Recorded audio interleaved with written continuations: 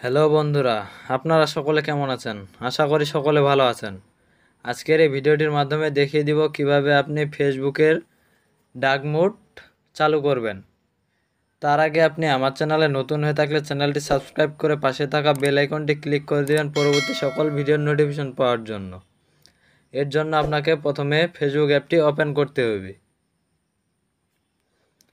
তারপর এখানে three line অপশনে ক্লিক করে দিবেন। তারপর এখান থেকে একটু নিচের দিকে আসবেন। এখানে সেটিংস অ্যান্ড প্রাইভেসি নামে অপশন আছে, এখানে ক্লিক করবেন। তারপর এখানে একটু নিচে ডার্ক মোড আছে, এখানে ক্লিক করবেন। ক্লিক করার পর এখানে দুটি অপশন আছে, অন অফ। এখান থেকে আপনি অন করে দিলেই আপনার ফেসবুকটি ডার্ক মোড চালু হয়ে যাবে। আমি এখন অন করে দিচ্ছি। এই যে দেখুন, আমার ফেসবুক অ্যাপটি ডার্ক মোড চালু হয়ে গেছে।